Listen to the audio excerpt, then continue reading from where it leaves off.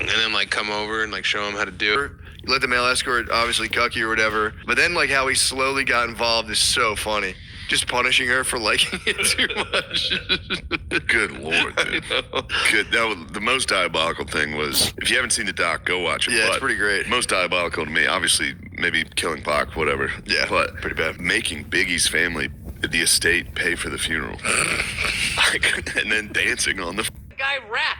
For the love of God, the way that, look, this is just a documentary. But he's basically saying, he's like, here's the thing with Diddy. It's like, Diddy is a marketer, which at its core is a manipulator. And he has a resentment for talented people because people like them without manipulation.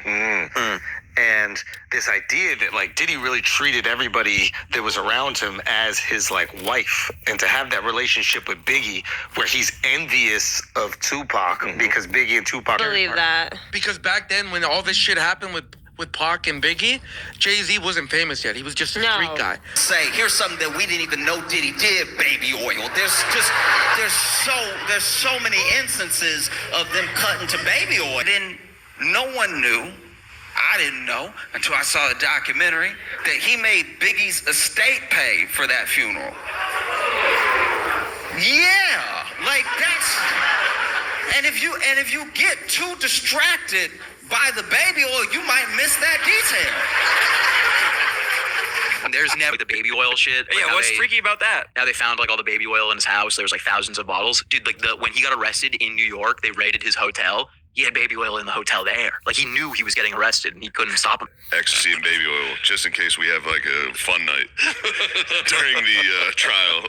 Like, I mean, once you get the baby oils going, it's hard to like not. You kind of want that on deck. And God forbid things go south, let's get a good baby oil sesh with my grown son. I agree with that. That's the craziest too, having your boy. Bringing your boy into it. Yeah. And then, like, during that, when his son was like, we got to do something, we got to say something, he was like, God told me to be quiet. You do whatever you got to do. I kind of respect that. You're just fucking abandoning your son. Yeah, but God told him you do what you got to do. God told him to bring 14 jars of baby oil. He said, there's a whole tight. ocean of oil under my tub. I've abandoned my boy. I can't think of a worse thing to come out about anybody. You think YouTube comedy docs are rough? Try getting 50 Cent on your ass with some B-roll, dude. He's the ultimate fucking elephant graveyard. He's the ultimate dude. Yeah, you think that's gay. You go, hold on a second, I'm not gay. Right? Because like you can't. It's hard to shoot someone in these. Yes. And galoshes. Polar opposite of Diddy's elevator. You wear on the phone in a automatically with.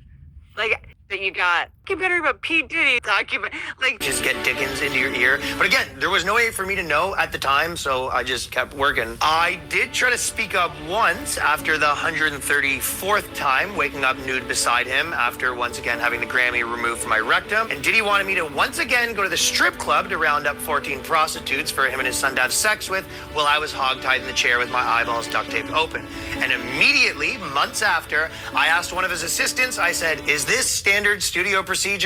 And she said it was, which again, the dildo glued to my forehead while Diddy rode me around the boat, smacking my ass and instructing me to squeal like a pig, a huge part of Diddy's writing process. But if that happened now, I would have said, hold on, something's fishy here. And not just because I would be making a pun about the matching mermaid costumes we were wearing, but because I now know what grass does not actually turn you into a ventriloquist doll with musical powers. Obviously, in an ideal world, I would have known then what I know now. But that is not the world we are living in, and I am suing him.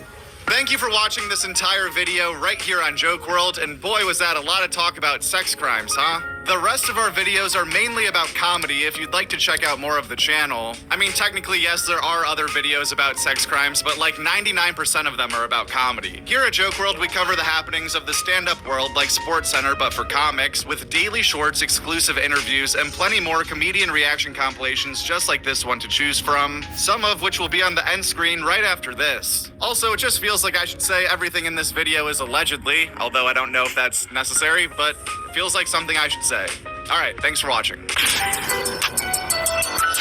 Joke World. That's it, at Joke World.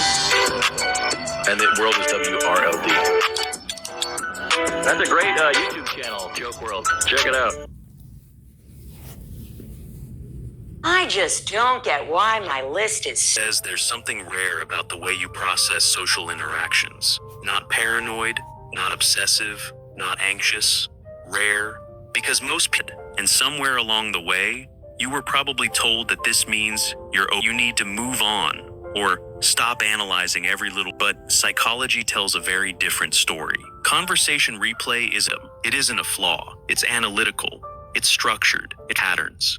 And in many cases, it's linked to a set of cognitive and emotional abilities that only a mind completing its natural analytical process. Psychology calls this high social monitoring. Research shows that people with this trait often grew up in environments where reading people accurately was necessary for emotional or physical safety. Maybe you had to gauge a parent's mood before speaking. Maybe you learned early that people don't always say what they mean. Maybe you discovered that missing subtle cues could lead to conflict or rejection. So your brain adapted. It became exceptional at reading between the lines.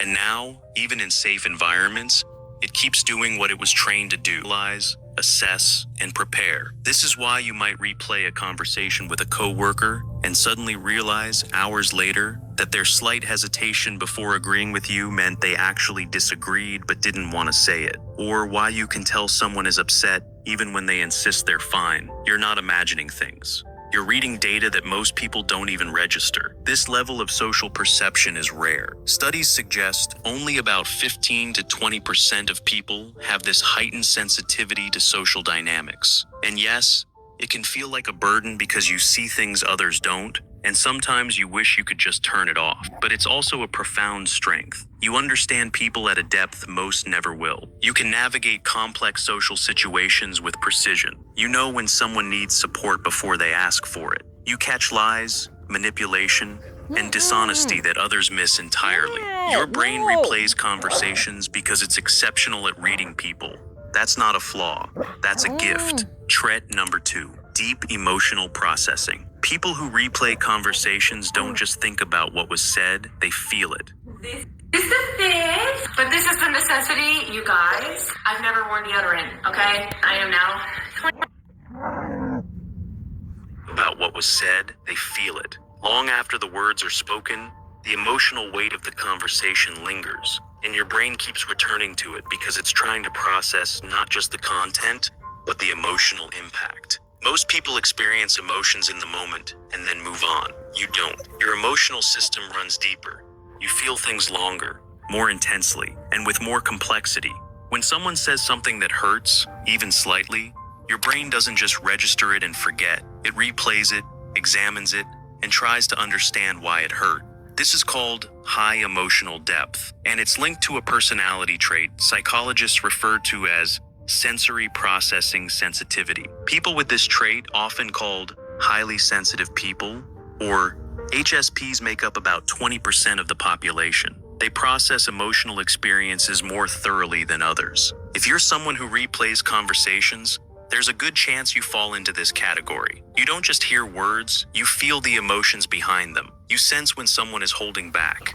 You pick up on disappointment, frustration, or sadness, even when it's masked by polite language. And because your emotional processing runs so deep, you can't just move on from a conversation the way others do. Your brain needs time to fully process what happened, what was felt, and what it means. The replay is part of that process. This can feel exhausting. You might wonder why you can't just let things go like everyone else seems to. Why a single offhand comment can stay with you for days. Why you're still thinking about a conversation from 3 weeks ago. But here's what that really means. You experience life at an emotional depth most people never reach. You're capable of profound empathy, deep connection, and emotional intelligence that others simply don't have. You understand not just what people say, but what they feel, and that's rare. Yes, it comes with challenges, but it also means you're capable of relationships, insights, and emotional awareness that most people will never experience. Your depth isn't a flaw, it's a strength. Trait number 3, pattern recognition and predictive thinking. If you replay conversations, your brain isn't just reviewing the past, it's trying to predict the future. You're not obsessing over what was said for no reason. You're analyzing patterns, looking for clues, and preparing for what might come next. This is called predictive social modeling, and it's a cognitive trait that emerges when someone's brain is wired to anticipate outcomes based on subtle data. In other words, your mind is constantly trying to map out what people will do, think, or say based on what they've already done. When you replay a conversation, you're asking yourself questions like, what did that tone mean? Were they being honest? Did I say something wrong? Are they upset with me? What will happen next time I see them? These aren't irrational worries.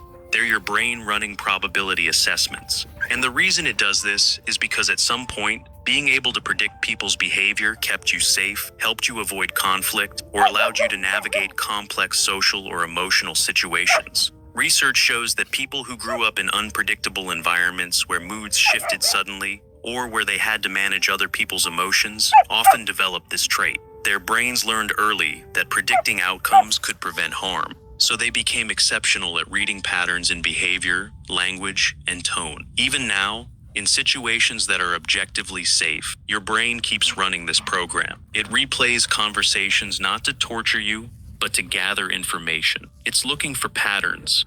It's trying to predict what someone will do next, so you can prepare, respond, or protect yourself. This is why you might replay a brief exchange with a friend and think, they seemed off. Are they pulling away? Did I do something? Your brain is pattern matching. It's comparing this interaction to past ones and flagging any inconsistencies. And here's the thing, you're often right. When you get a gut feeling that something is wrong, or that someone is upset, or that a relationship is shifting, you're usually correct. Because your brain has been collecting data that others aren't even aware of, this level of predictive thinking is rare. Most people don't analyze social interactions this way. They take things as they come. You're constantly running simulations, preparing, and strategizing. It's mentally exhausting, yes, but it also makes you incredibly perceptive and prepared. You're not overthinking, you're thinking ahead, and that's a powerful skill. Trait number 4, high self-awareness and internal reflection. People who replay conversations are often deeply self-reflective. You don't just think about what others said, you think about what you said, how